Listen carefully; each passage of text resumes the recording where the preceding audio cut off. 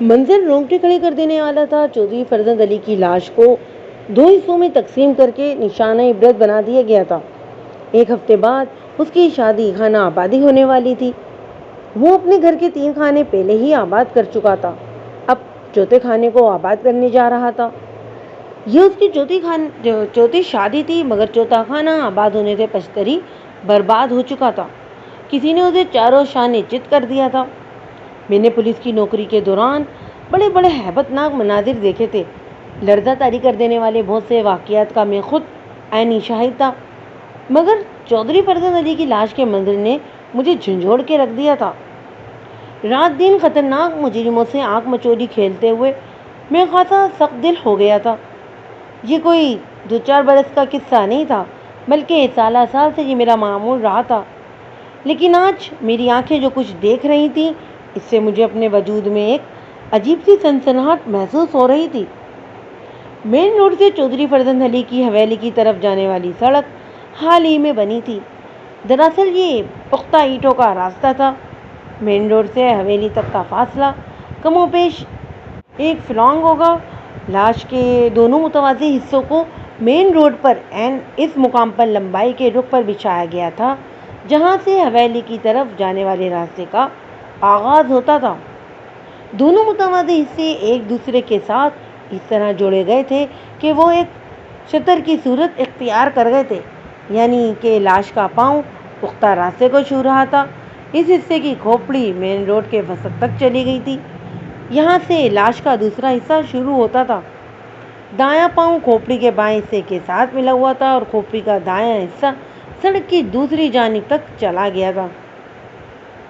سڑک کے اس طرف گنے کے لہلہاتے کھیت تھے۔ کسی زندہ انسان کو یوں اتنی صفائی کے ساتھ 2 ایک جیسے حصوں میں کاٹ ڈالنا، دونوں سروں میں ذرا فرق دکھائی نہ دے، یہ ناممکنات میں سے تھا۔ جان ہر شخص کو پیاری ہوتی ہے، اور جب جان پر بن آئے تو انسان خود حفاظتی ہاتھ پاؤں ضرور چلاتا ہے۔ جیتے جی انسان سے خود کو موت کے منہ میں نہیں دھکیلتا، بلکہ اپنی زندگی بچانے کی ہر ممکن کوشش کرتا ہے۔ وہ تو چودھری فرزند علی تھا جس کا رعب و دبدبہ آس پاس کے کئی گاؤں تک مشہور تھا، مگر وہ اس وقت ایک کچھوے سے زیادہ اس کی کوئی حیثیت نہیں تھی۔ وہ تو ایک کیڑے مکوڑے سے بھی زیادہ حقیر نظر آ رہا تھا، 2 حصوں میں بٹ کر۔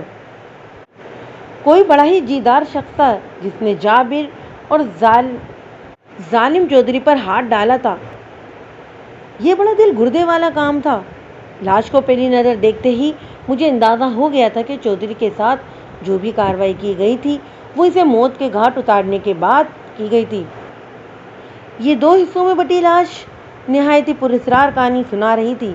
بعد میں میرے اس اندازے کی تصدیق بھی ہو گئی۔ چودھری فرزند علی کی لاش کا حشر جس برے طریقے سے خراب کیا گیا تھا وہ کسی عام قاتل کا کارنامہ نہیں ہو سکتا تھا۔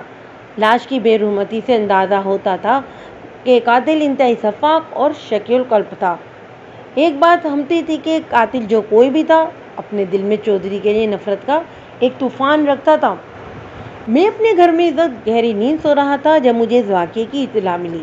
میں جلدی تیار ہو کر تھانے پہنچا تو ڈیوٹی والے ایک ASI نے بتایا، ملک صاحب بڑی سنگین واردات ہو گئی ہے۔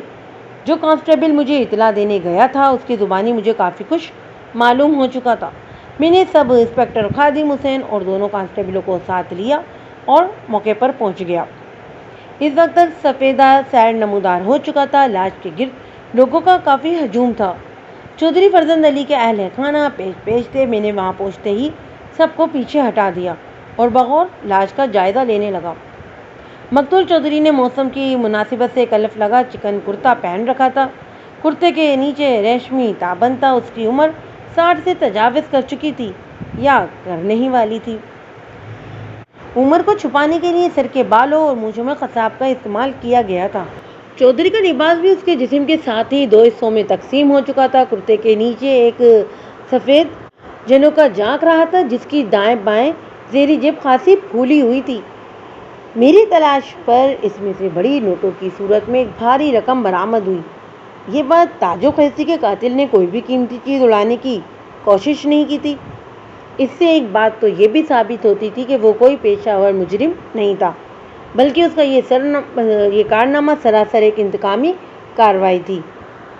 بلائی جیب میں سے ایک طے پرچہ بھی برآمد ہوا جس پر ایک عجیب و غریب نسخہ تحریر تھا۔ وہ وقت میری سمجھ میں نہیں آیا تھا۔ بہرحال وہ پرچہ میں نے اپنے پاس محفوظ کر لیا۔ چودھری کی کھوپڑی کے بائیں حصے میں کان سے تھوڑا اوپر مجھے ایک چوٹ کا نشان بھی دکھائی دیا تھا۔ ضرب کسی آہنی چیز سے لگائی گئی تھی۔ چوٹ کی ایک جگہ پر ایک گومڑ سا بن گیا تھا، تاہم وہاں سے خون وغیرہ نہیں نکلا تھا۔ غالباً چودھری کو ٹوپید کرنے سے پہلے اسے چوٹ کے ذریعے دنیا و مافیا سے بے خبر کیا گیا تھا، بالفاظ دیگر موت کی نیند سلا دیا گیا تھا۔ ایک بات نے مجھے چونکنے پر مجبور کر دیا۔ چودھری نے قیمتی جوتے پہن رکھے تھے، مگر اب اس کا دایاں پاؤں ننگا تھا، صرف بائیں پاؤں میں جوتا موجود تھا۔ اس بات سے مجھے حیرت تو ہوئی، لیکن میں نے سوچا شاید لاش کو یہاں وہاں پہنچانے میں کہیں گر گرا گیا ہوگا۔ یہ کوئی اتنی اہم بات بھی نہیں تھی۔ میں نے چند معتبر افراد کی موجودگی میں مشیر نامہ یعنی وقوع کا نقشہ تیار کیا اور چودھری فرزند علی کی لاش کو پوسٹ مارٹم کے لیے شہر اسپتال بھجوا دیا۔ چودھری کا جوان سال بیٹا طارق محمود پوسٹ مارٹم کے حق میں نہیں تھا۔ تھانے دار صاحب، ہم پوسٹ مارٹم نہیں کرنے دیں گے، اس نے غضیلے لہجے میں کہا۔ ابا جی کے ساتھ پہلے کیا کم ہوئی ہے جو اب کون سی کسر نکالنا باقی رہ گئی ہے؟ میں نے اس کے کندھے پر ہاتھ رکھتے ہوئے کہا، ہمیں ضابطے کی کارروائی تو ہر صورت میں کرنا ہی پڑتی ہے۔ میں نے سارے ضابطے دیکھ رکھے ہیں پولیس والوں کے۔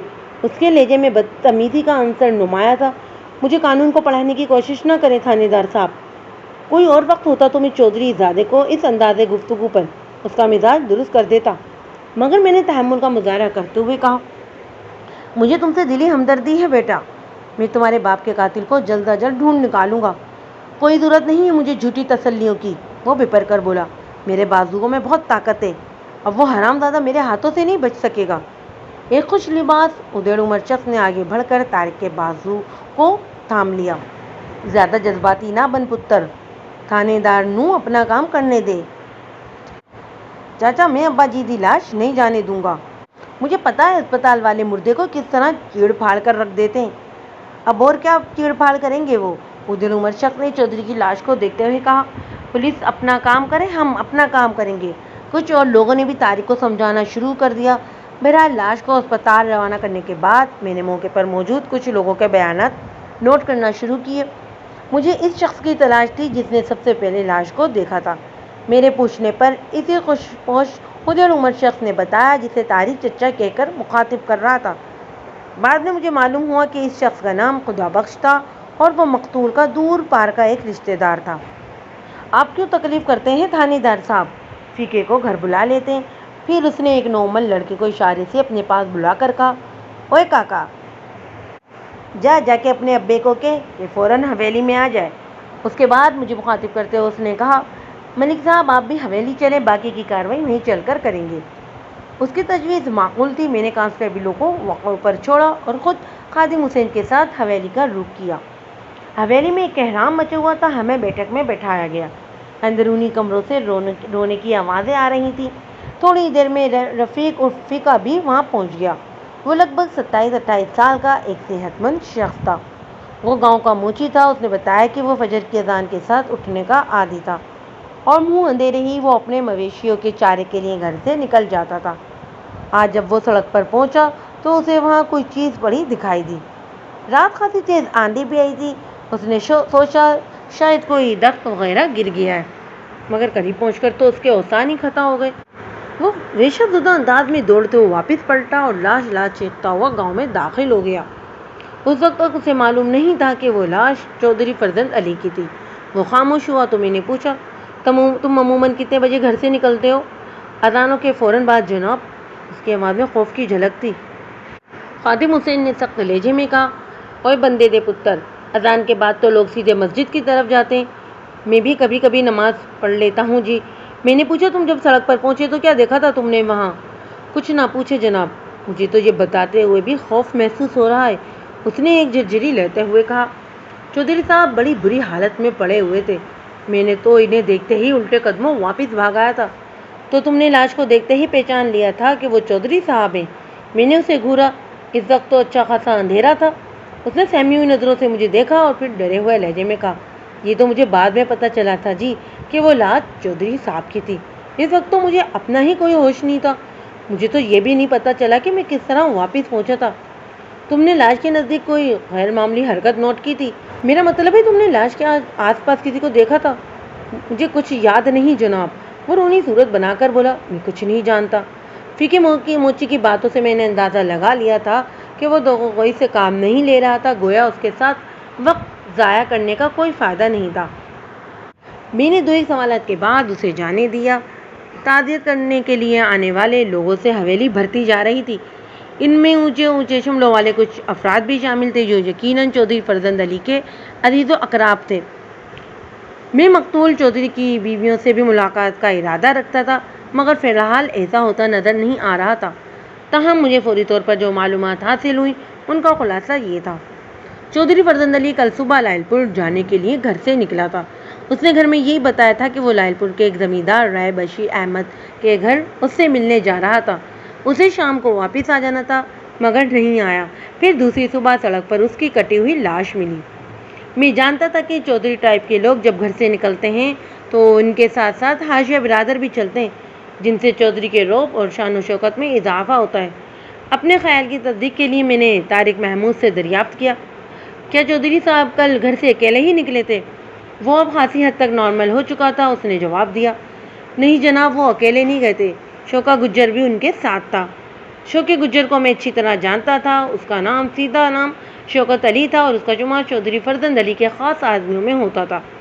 میری اطلاع کے مطابق شوکا گجر اور بوٹا ارائیں چودھری کے دو بازو تھے۔ انہیں ہر قسم کے جائز اور ناجائز کاموں میں چودھری کی پشت پناہی حاصل تھی۔ مجھے شیکاپور کے اس تھانے میں تعینات ہوئے بھی تھوڑا ہی عرصہ ہوا تھا۔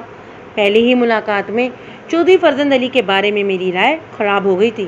اس نے مجھے اپنے رعب میں لینے کے لیے چودھری ہٹ کا استعمال کیا تھا، مگر ابھی تک اسے اس میں کامیابی نہیں ہوئی تھی۔ میں نے اس سے پوچھا، شوکا گجر کہاں ہے؟ اس کا ابھی کچھ پتہ نہیں چلا، طارق نے بتایا۔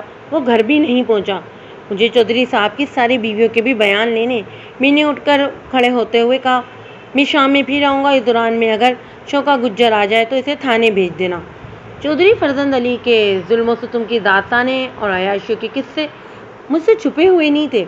مجھے اس تھانے میں آتے ہی معلوم ہو گیا تھا کہ 2 سال قبل انتقام کی آگ میں اندھے ہو کر چودھری نے گاؤں کے گھر کو آگ لگوا دی تھی۔ گھر کے مکینوں کو اتنا بے بس کر دیا گیا تھا کہ وہ اپنی جان بچانے کے لیے گھر سے باہر بھی نہیں نکل سکے تھے اور اندر ہی اندر جل کر راکھ ہو گئے تھے۔ ان کا قصور صرف اتنا تھا کہ اس گھر کے ایک فرد نے چودھری فرزند علی کی جوان سال بیٹی خالدہ پروین کو پسندگی کی نگاہ سے دیکھنا شروع کر دیا تھا۔ میں نے حویلی سے نکلنے سے پہلے طارق کو ایک طرف تنہائی میں لے گیا اور پوچھا، چودھری صاحب کی کسی سے دشمنی وغیرہ تو نہیں تھی؟ دیکھیے ملک صاحب، انسان کے جہاں دوست ہوتے ہیں وہاں دشمن بھی ہوتے ہی ہیں، وہ اشاعت آمیز لہجے میں بولا، پر ایسا کوئی دشمن نہیں تھا جو اتنی جرت کرتا۔ میں نے سنا ہے کہ بوٹا آرائی آج کل چودھری صاحب سے ناراض رہنے لگا تھا۔ میں نے ٹٹولنے والے انداز میں کہا، چودھری صاحب کی چوتھی شادی؟ میں نے دانی سے اپنا جملہ ادھورا چھوڑ دیا۔ وہ جبلوس ہو کر بولا، نہیں جی، ایسی کوئی بات نہیں، بوٹا ابا جی کا بہت وفادار ہے جی، ایسی چھوٹی موٹی باتوں کو وہ اہمیت نہیں دیتا۔ طارق جسے چھوٹی موٹی بات سے تعبیر کر رہا تھا وہ میرے نزدیک اتنی بڑی بات تھی کہ بوٹا چودھری فرزند علی کا قتل کر سکتا تھا۔ میری تازہ ترین اطلاعات کے مطابق مقتول چودھری جس 16 سالہ لڑکی سے شادی کرنے جا رہا تھا وہ بوٹا کی چچا زاد تھی، اور خاص بات یہ تھی کہ بوٹا اسے پسند کرتا تھا۔ لڑکی کا نام یاسمین تھا۔ یاسمین کا باپ فتح محمد ایک غریب مزارع تھا۔ یاسمین کے والدین اس بات سے بخوبی آگاہ تھے کہ بوٹا ان کی فرزندی میں آنے کا ارادہ رکھتا تھا، مگر چودھری فرزند علی کے سامنے مجبور ہو گئے تھے۔ وہ چودھری کی مخالفت مول لینے کا تصور بھی نہیں کر سکتے تھے۔ میں نے طارق کو مزید کریدتے ہوئے پوچھا، بوٹا حویلی میں کہیں نظر نہیں آیا؟ کیا اس کو پتہ نہیں ہے کہ چودھری صاحب کے ساتھ کتنا بڑا حادثہ پیش آ چکا ہے؟ وہ ادھر ادھر دیکھتے ہوئے بولا، میں نے بوٹا کو کل سے نہیں دیکھا، ہو سکتا ہے ابا جی نے اسے کسی خاص کام سے کہیں بھیجا ہو۔ تمہارا کیا خیال ہے؟ میں نے ایک لمحہ سوچنے کی اداکاری کرتے ہوئے کہا، کہیں بوٹا بھی کل چودھری کے صاحب کے ساتھ ہی لائل پور تو نہیں چلا گیا؟ میں اس بارے میں کچھ نہیں جانتا۔ اچھا ٹھیک ہے، میں نے کہا، میں دوبارہ آؤں گا، اس دوران میں اگر کوئی خاص بات پتہ چلے تو مجھے فوراً بتا دینا۔ اس نے ثابت میں سر ہلا دیا۔ ہم حویلی سے نکلے تو سب انسپکٹر خادم حسین نے کہا، اب کیا ارادہ ہے ملک صاحب؟ ذرا بھٹے کو بھی دیکھ لیں۔ میں نے جواب دیا، ہو سکتا ہے کہ وہ گھر میں مل جائے، اور اگر نہ ملا تو اس کے بارے میں کچھ تو معلوم ہوگا۔ اس کا یوں اچانک منظر سے غائب ہو جانا تفتیشناک ہے۔ بھوٹا رائی کا گھر حویلی سے زیادہ دور نہیں تھا۔ دروازہ ایک ضعیف العمر شخص نے کھولا۔ اپنے سامنے پولیس کو دیکھ کر اس کے چہرے پر خوف کے آثار نمودار ہوئے۔ میں نے اس کی کیفیت کو نظر انداز کرتے ہوئے کہا، بھوٹا کہاں ہے؟ بھوٹا کیوں، خیریت تو ہے؟ اس نے اٹک اٹک کر اپنی بات پوری کی۔ اس کے ساتھ ہی اس نے دروازہ بند کرنے کی بھی کوشش کی۔ خادم حسین نے ہاتھ بڑھا کر دروازے کو پکڑ لیا اور بولا، ملک صاحب یہ بوڑھا ایسے نہیں مانے گا، آؤ اندر چلتے ہیں۔ آپ زبردستی کیوں گھر میں گھس رہے ہیں؟ بوڑھا منمنایا، ہم نے کیا قصور کیا ہے؟ آپ بوٹے پتر کو کس لیے تلاش کر رہے ہیں؟ اس نے چودھری صاحب کا قتل کیا ہے، میں نے سخت لہجے میں کہا۔ وہ قانون سے بچ کر نہیں جا سکتا، یہ جھوٹ ہے، وہ تیز آواز میں بولا۔ بوٹا تو 2 دن سے گاؤں میں ہی نہیں ہے، پھر سچ کیا ہے؟ میں نے پوچھا۔ اس نے جھانک کر گلی میں دائیں بائیں دیکھا، پھر راستہ چھوڑتے ہوئے بولا، آپ لوگ اندر آ جائیں۔ اس نے ہمیں ایک خالی کمرے میں بٹھایا۔ یہ بات تو تمہیں بھی معلوم ہو چکی ہوگی کہ آج صبح چودھری فرزند علی کی لاش ملی ہے۔ انہیں بڑی ہی بے دردی سے قتل کیا گیا ہے۔ میں نے بھی ان کی لاش دیکھی ہے، پر کیا؟ خادم حسین نے ڈانٹ کر کہا۔ چاچا سیدھی طرح سب کچھ سچ سچ بتا دے، ورنہ ہمیں سختی کرنا پڑے گی، ہم تجھے تھانے میں بند کر دیں گے لے جا کر۔ اس نے سہمی ہوئی نظروں سے مجھے دیکھا۔ میں نے پوچھا، تم نے بتایا ہے کہ بوٹا 2 روز سے گاؤں میں نہیں ہے، تو وہ کہاں گیا ہوا ہے؟ وہ بولا، میں اس کے معاملات میں زیادہ دخل نہیں دیتا، اور وہ مداخلت کو پسند بھی نہیں کرتا۔ اپنی مرضی کا مالک ہے وہ، خود کوئی بات مجھے بتا دے تو بتا دے، ورنہ میری کیا مجال کہ اس سے کچھ پوچھ سکوں۔ میں نے اس کی بات کاٹ کر کہا، تو تمہیں کچھ نہیں پتا؟ وہ 2 روز سے کہاں غائب ہے؟ وہ ٹوبہ ٹیکسنگ گیا ہوا ہے۔ بوڑھے نے تھوک نگلتے ہوئے بتایا۔ اس نے مجھے یہی بتایا تھا، کہہ رہا تھا کہ چودھری صاحب کے کسی ضروری کام سے جا رہا ہوں، واپسی میں چند دن لگ جائیں گے۔ مجھے اس پر بھی حیرت ہوئی تھی کہ اس نے اپنی روانگی کی اطلاع مجھے دینا کیوں ضروری سمجھا، مگر مجھے پوچھنے کی ہمت نہیں ہوئی۔ میں نے گفتگو کا رخ تبدیل کرتے ہوئے اچانک سوال کیا، یہ یاسمین کا کیا چکر ہے چاچا؟ سنا ہے کہ چودھری صاحب کی اس سے شادی ہونے والی تھی۔ جی، اس نے عجیب سی نظروں سے مجھے دیکھتے ہوئے کہا، چودھری صاحب مالک ہیں، وہ جو چاہے کر سکتے ہیں، اب وہ کچھ نہیں کر سکتے۔ میں نے کہا، وہ جہاں پہنچ گئے وہاں آدمی مزید کچھ نہیں کر سکتا، زندگی بھر کے لیے اس کو بھگتنا پڑتا ہے۔ اللہ کی مرضی ہے جی۔ اس کے چہرے پر اداسی چھا گئی۔ ایک آہ بھر کر بولا، بندہ کیا کر سکتا ہے بھلا؟ بندہ بہت کچھ کر سکتا ہے چاچا، میں نے اس کی آنکھوں میں دیکھتے ہوئے کہا، جسے بوٹے نے بہت کچھ کر دکھایا ہے۔ شاید وہ میری بات کو سمجھ نہیں پایا تھا، الجھن آمیز نظروں سے میری طرف دیکھتا رہا۔ میں نے مزید کہا، اور اب اسے بھی اپنے کیے کو بھگتنا ہے، ہم بہت جلد اسے گرفتار کر لیں گے۔ بہت منمانی کر لی ہے اس نے چودھری صاحب کے بل بوتے پر، سارا حساب اب برابر ہو جائے گا۔ تھانے دار صاحب، آپ کو کوئی غلط فہمی ہوئی ہے؟ بوڑھے کا انداز خوش آمدانہ تھا۔ میرا بیٹا چودھری صاحب کو قتل نہیں کر سکتا، وہ تو ان کا دایاں بازو تھا، بھلا بازو بھی کبھی اپنی وجود پر وار کر سکتا ہے؟ یہ محبت بڑی عجیب و غریب شے ہے چاچا، آدمی کو اندھا کر دیتی ہے۔ محبت کی آگ میں انسان خود تو جلتا ہی رہتا ہے، لیکن کبھی کبھی دوسروں کو بھی جلا کر خاکسار کر دیتا ہے۔ بوٹے کے باپ نے کہا، تھانے دار صاحب، بوٹا یاسمین کو صرف پسند کرتا تھا۔ مجھے پتہ چلا ہے کہ چند روز قبل یاسمین کے معاملے پر بوٹا اور مقتول چودھری کے درمیان خاصی طلب کلامی بھی ہو چکی تھی۔ میں نے اندھیرے میں ایک تیر چھوڑا تھا جو جا کر ٹھیک نشانے پر لگا۔ وہ بولا، طلب کلامی کیا ہونا تھی جی، وہ تو چودھری صاحب نے ہی اسے اونچ نیچ سمجھائی تھی، اور یہ بات بوٹے کی سمجھ میں بھی آ گئی تھی۔ اس کے بعد تو سب ٹھیک ہو گیا تھا، واقعی سب ٹھیک ہو گیا تھا۔ میں نے اسے گھورتے ہوئے کہا، بوٹے نے سارا معاملہ فٹ کر دیا۔ پتہ نہیں جی، آپ کیسی باتیں کر رہے ہیں، سب پتہ چل جائے گا، ذرا بوٹے کا سراغ تو ملنے دو۔ میں نے اٹھتے ہوئے کہا، میں شام پھر آؤں گا، کہیں آنا جانا نہیں، گاؤں میں ہی رہنا، کیا سمجھے؟ سمجھ گیا جناب، جو حکم سرکار کا۔ ہم بوٹے کی گلی سے باہر نکلے ہی تھے کہ ایک مقبوض الحواس بوڑھا اچانک آ کر مجھ سے لپٹ گیا۔ بدبو کا ایک بھپکا میرے نتنوں سے ٹکرایا۔ میں نے پورے زور سے اسے دھکا دے کر خود سے جدا کیا۔ وہ لڑکھڑاتے ہوئے زمین پر جا گرا، پھر سرخ انگارہ آنکھوں سے مجھے گھورنے لگا۔ خادم حسین نے آگے بڑھ کر اسے ایک ڈنڈا مارا۔ اوئے کون ہو تم؟ میں نے دیکھا خادم حسین کے اس ڈنڈے کا اس پر مطلق اثر نہیں ہوا تھا۔ وہ بدستور مجھے گھور رہا تھا۔ اتنی دیر میں کچھ لوگ ہمارے ارد گرد جمع ہو گئے تھے۔ ایک شخص نے بتایا، پاگل ہے جی، اس کا دماغ کام نہیں کرتا۔ ایک اور آواز آئی، تھانے دار صاحب اسے کچھ نہ کہیں، اس بیچارے کو تو اپنا ہوش نہیں ہے جی، سارے دن درخت کے نیچے پڑا رہتا ہے۔ نہیں جناب، بہت پہنچا ہوا بندہ ہے یہ، میرے قریب کھڑے ہوئے ایک اور شخص نے کہا۔ خامخواہ اس کی بددعا نہ لیں۔ اس دوران میں وہ کھڑا ہو چکا تھا۔ اس نے اپنا پاؤں تک ایک لمبا سا سائز کا چولا پہن رکھا تھا جس پر جگہ جگہ پیون لگے ہوئے تھے۔ اس کے گلے میں کئی قسم کی مالائیں بھی نظر آئیں۔ وہ پاؤں سے ننگا تھا، اس کے پاؤں غیر معمولی طور پر بڑے تھے۔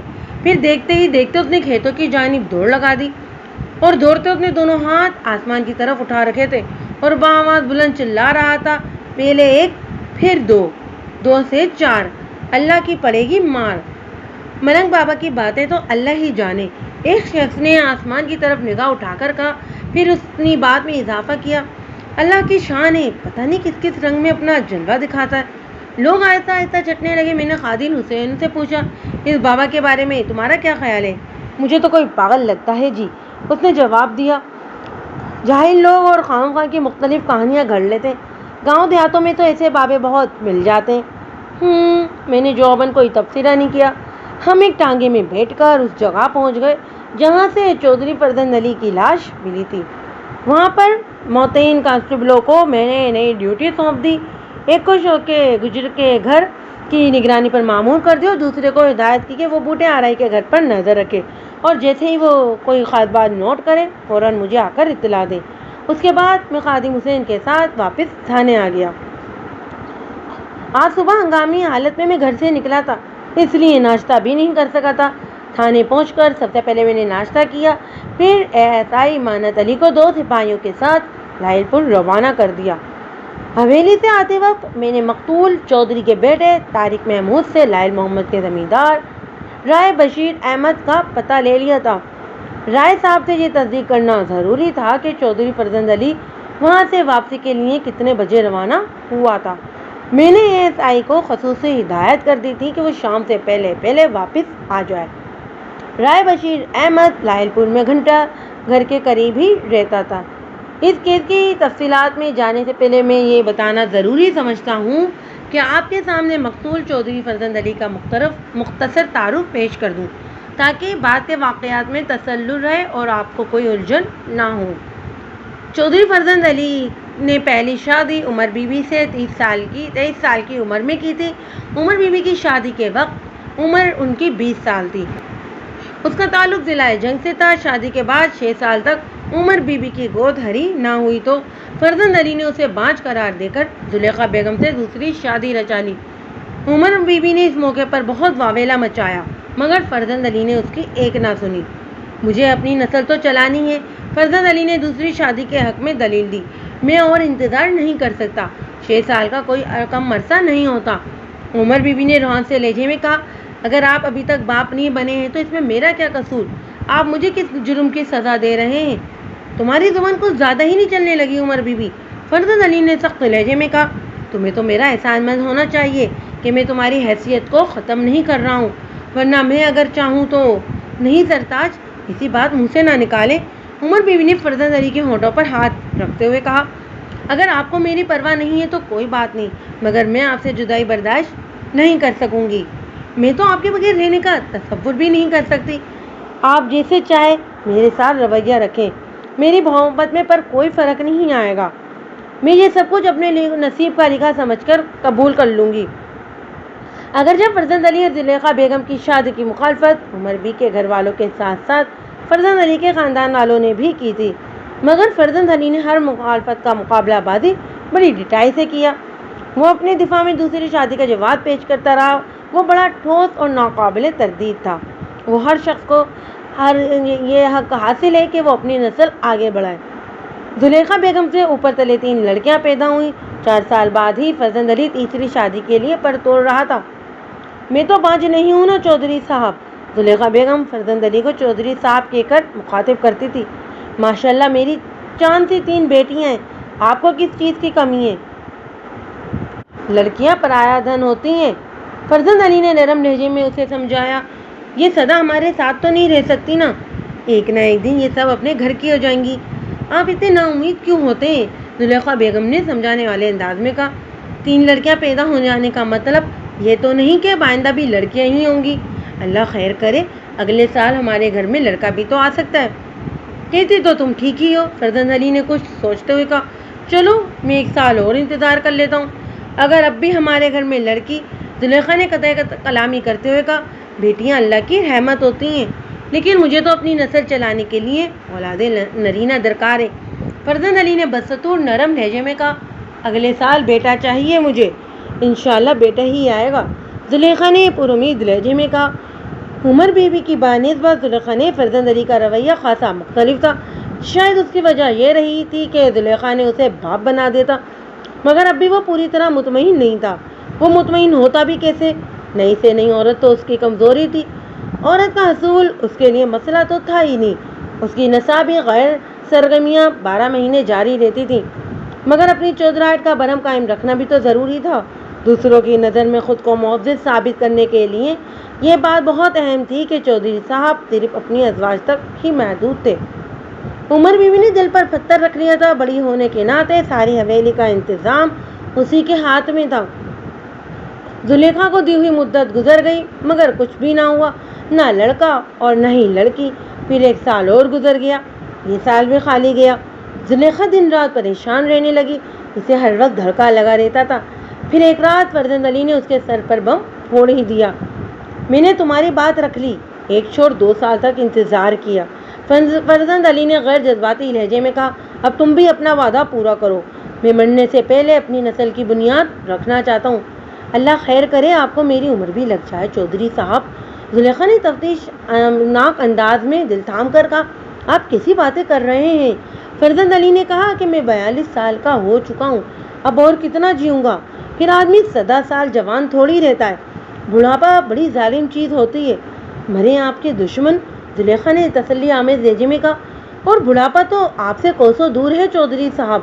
زلیخا کے معنی خیز انداز پر فرزند علی نے مونچھوں پر تاؤ دیتے ہوئے کہا، تم تو میرے دل کی ملکہ ہو، اتنے عرصے بعد تم نے دیکھ ہی لیا ہے کہ عمر بی بی کو میں اہمیت نہیں دیتا، میری ساری توجہ تم پر ہی مرکوز رہتی ہے، آنے والی بھی تمہاری نوکرانی ہی بن کر رہے گی، مجھے کسی نئی نوکرانی کا شوق نہیں ہے۔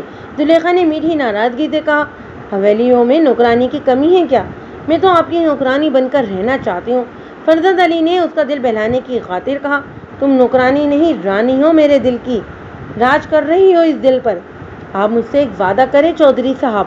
فرزند علی نے سوالیہ نظروں سے اس کی جانب دیکھا، اس نے کہا کہ آپ میری زندگی میں دوسری شادی نہیں کریں گے، میں ایسا کوئی وعدہ نہیں کر سکتا۔ اس نے روکھے پھیکے لہجے میں جواب دیا، تم مجھ پر بھروسہ رکھو، تمہارے لیے میری محبت میں کوئی فرق نہیں آئے گا۔ زلیخا نے بحث کو مزید نہیں بڑھایا بلکہ خاموشی اختیار کر لی۔ اپنی ناراضگی کا اظہار اس نے اس طریقے سے کیا کہ بچیوں کو لے کر میکے چلی گئی۔ اس کے والدین ایک قریبی گاؤں میں رہتے تھے، اس کا خیال تھا کہ چند روز میں ہی چودھری کا دل بچیوں کے لیے تڑپے گا اور وہ اسے منا کر لے آئے گا، مگر یہ اس کی سب سے بڑی بھول تھی۔ اسے میکے آئے ہوئے 10 دن ہی گزرے تھے کہ اسے اطلاع ملی چودھری فرزند علی کی حویلی میں تیسری شادی کی تیاریاں شروع ہو چکی تھی۔ وہ فوراً سے پیشتر حویلی پہنچی مگر کچھ حاصل نہ ہوا۔ فرزند علی نے آج تک کسی کی مانی تھی جو اس کی مانتا۔ قصہ مختصر، ہاجرہ فرزند علی کی تیسری بیوی بن کر حویلی میں آ گئی۔ زلیخا کے دل پر آرے چل رہے تھے مگر وہ بے بس تھی۔ صدم ظرفی کی بات یہ تھی کہ اسے اپنے گھر والوں سے کسی قسم کی تعاون کی امید نہیں تھی۔ اس کے باپ نے 3 شادیاں کر رکھی تھیں، اس کے نانا نے 4 شادیاں کی تھیں، ایک سے زیادہ شادیاں کرنے کو ان کے خاندان میں معیوب نہیں سمجھا جاتا تھا۔ عمر بی بی اور زلیخا بی بی کی بانسبت ہاجرہ حسن و جمال میں اپنی مثال آپ تھی، پھر وہ عمر میں بھی ان سے چھوٹی تھی۔ فرزند علی دل و جان سے اس پر فریقہ ہو گیا مگر قدرت کو تو کچھ اور ہی منظور تھا۔ شادی کے 3 سال بعد ہی ہاجرہ کو ہیضہ ہو گیا اور وہ دیکھتے ہی دیکھتے چل بسی اور 3 سالہ ازواجی زندگی کی رفاقت کے نتیجے میں 2 بچے پیدا ہوئے، ایک لڑکا طارق محمود اور اس سے 1 سال چھوٹی لڑکی خالدہ پروین۔ گویا چودھری فرزند علی کی اولاد نرینہ کی خواہش بالآخر پوری ہو ہی گئی۔ پھر 18 سال تک چودھری نے شادی کا نام نہیں لیا۔ اسے اپنی نسل جاری کرنے کے لیے ایک فرزند جو مل گیا تھا، اس کا مقصد پورا ہو چکا تھا، مگر اس دوران میں بھی اس کی آؤٹ ڈور سرگرمیاں جاری تھیں۔ چودھری ٹائپ لوگوں کو اپنی دھاک قائم کرنے اور اسے برقرار رکھنے کے لیے سٹنڈوں کی ضرورت ہوتی ہے جو ان کے مخالفین کو کچل کر ان کی عظمت کا پرچم سر بلند رکھتے ہیں۔ ایسے ہی دو مستنڈے چودھری فرزند علی نے بھی پال رکھے تھے، شوکت علی عرف شوکا گجر اور بوٹا آرائی۔ ان دونوں بدماشوں نے پورے علاقے میں اندھیر مچا رکھی تھی۔ میں نے جب اس تھانے کا چارج سنبھالا تو دوسرے ہی روز شوکے گجر سے واسطہ پڑ گیا تھا۔ دوپہر کا وقت تھا، ایک مسکین سی صورت شخص تھانے میں حاضر ہوا۔ اس کی حالت بتا رہی تھی کہ کسی نے نہایت بےرحمی سے اسے مارا ہے۔ میرے پوچھنے پر اس نے بتایا، تھانے دار صاحب، شرافت کا تو زمانہ ہی نہیں رہا، غریب آدمی کا تو جینا مشکل ہو گیا ہے۔ میں نے پوچھا، آخر ہوا کیا ہے؟ تمہاری یہ حالت کس نے بنائی ہے؟ وہ شوکا ہے نا جی، اس نے میرے ساتھ زیادتی کی ہے، اس نے گلوگے لہجے میں بتایا۔ جھگڑا کس بات پر ہوا تھا؟ ایک تو میں نے اس کے لیے بہت سستے کیلے لگا دیے اور اوپر سے وہ پیسے بھی نہیں دے رہا۔ وہ اپنے چہرے کے زخموں پر ہاتھ پھیرتے ہوئے بولا، میں نے دیکھا اس کی بائیں آنکھ کے نیچے لہو رس رہا تھا۔ میرے پوچھنے پر اس نے تفصیل بتاتے ہوئے کہا، میں نے اس کی مرضی کے پیسے لگا دیے تھے، حالانکہ یہ قیمت میری خرید کی قیمت سے بھی بہت کم تھی، پر کیا کریں جی، ان گنڈوں بدماشوں کے شر سے محفوظ رہنے کے لیے ہمیں کبھی کبھار اپنا نقصان بھی کرنا پڑتا ہے۔ اس سرکاری سانڈ نے 2 درجن کیلے منٹوں میں صاف کر دیے اور پیسے دیے بغیر چل دیا۔ میں اس کے پیچھے لپکا اور پیسوں کا تقاضا کیا تو اس نے میرے ساتھ جھگڑا شروع کر دیا۔ میں اپنے موقف پر ڈٹا رہا تو اس نے مجھے مارنا شروع کر دیا اور مار مار کے میرا اشر خراب کر دیا۔ میں طاقت میں اس کا مقابلہ نہیں کر سکتا تھا، اس لیے پٹتا رہا اور اب آپ کے پاس آیا ہوں۔ آپ کیسے قانون کے رکھوالے ہیں کہ آپ کی موجودگی میں ان بدماشوں نے آفت مچا رکھی ہے؟ آخری الفاظ ادا کرتے ہوئے اس کی آنکھوں میں آنسو اتر آئے تھے۔ کیا نام ہے تمہارا؟ میں نے اس کے خاموش ہوتے ہوئے پوچھا۔ کہاں پر کیلے بیچتے ہو؟ وہ آنسو پوچھتے ہوئے بولا، میرا نام رمضان ہے جی، آٹے والی چکی کے پاس پھل فروٹ بیچتا ہوں۔ اچھا ٹھیک ہے، تم باہر جا کر برآمدے میں بیٹھو، میں نے کہا۔ شوکے گجر کی زیادتیوں کی داستانیں میرے کانوں تک پہنچتی رہتی تھی، مگر ابھی تک مجھے اس پر ہاتھ ڈالنے کا کوئی مناسب موقع نہیں ملا تھا۔ میرے علم میں یہ بھی بات آئی تھی کہ اس تھانے میں کچھ کالی بھیڑیں بھی موجود تھیں جو قانون سے زیادہ فرزند علی کے وفادار تھے۔ اس کے پالتو گنڈوں کے سیاہ کارناموں کی پردہ پوشی کرتے رہتے تھے، اس کے بدلے انہیں مناسب نذرانے بھی ملتے رہتے تھے۔ مجھے ہر قدم پھک پھک کر اٹھانا تھا۔ رمضان نامی وہ مظلوم شخص میرے کمرے سے نکل گیا تو میں نے آواز دے کر ایک کانسٹیبل کو اندر بلایا اور اس سے پوچھا کہ وہ شوکے گجر کو جانتا ہے۔ اس نے متعدد نظروں سے مجھے دیکھا، پھر بتایا، ملک صاحب، شوکا یہاں کا بہت مشہور شخص ہے، اسے فوراً پکڑ کر میرے پاس لے آؤ۔ میں نے تہمکانہ لہجے میں کہا، خیر تو ہے ملک صاحب؟ وہ پرتشویش لہجے میں بولا، کیا شوکے نے کوئی واردات شاردات کر دی ہے؟ میں نے ڈانٹ کر کہا، تم سے جو کہا ہے وہی کرو، ابھی اور اسی وقت شوکے کو میں اپنے سامنے کھڑا دیکھنا چاہتا ہوں۔ یس سر۔ کانسٹیبل نے سلیوٹ مارا اور کمرے سے نکل گیا۔ 10 منٹ کے بعد وہ پھر میرے سامنے موجود تھا۔ اس مرتبہ اس کے ساتھ درمیانی قد کا شخص بھی موجود تھا۔ وہ اپنے پٹے سے کسی گینڈے کی طرح دکھتا تھا۔ اس کے چہرے کو دیکھتے ہی اندازہ ہو جاتا تھا کہ وہ ایک ظالم، جابر اور شفاق شخص تھا۔ اپنے حلیے کے برعکس وہ اس وقت میرے سامنے بھیگی بلی بنا کھڑا تھا۔ کانسٹیبل نے ایک مرتبہ پھر سلیوٹ مارا۔ بندہ حاضر ہے سر۔ میں نے محسوس کیا کہ کانسٹیبل خاصا گھبرایا ہوا دکھائی دے رہا تھا۔ وہ چور نظروں سے شوکے گجر کو بھی دیکھ رہا تھا۔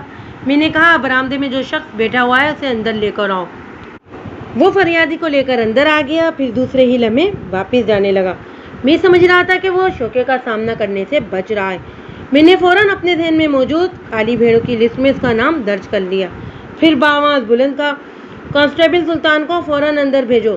سلطان ایک ہٹا کٹا صورت کانسٹیبل تھا اور میرے تھانے کا سب سے زیادہ مہمان نواز سپاہی واقع ہوا تھا۔ مہمانوں کی آؤبگت وہ ایسے شاندار طریقے سے کرتا تھا کہ ان کے حلق سے برآمد ہونے والی سروری آوازوں سے تسکین ملتی تھی۔ سلطان آ کر شوکے گجر کے پیچھے کھڑا ہو گیا تو میں نے شوکے سے پوچھا، تم نے بہت تھرتھلی مچا رکھی ہے اس علاقے میں؟ وہ دونوں ہاتھ جوڑتے ہوئے نہایت ہی پرسکون لہجے میں بولا، آپ کو کسی نے میرے خلاف بھڑکا دیا ہے سرکار، میں تو بہت سیدھا سادہ آدمی ہوں۔ اوئے جلیبی کی طرح سیدھے، ہم تمہیں اچھی طرح جانتے ہیں، سلطان نے ایک تھپڑ رسید کرتے ہوئے کہا اسے۔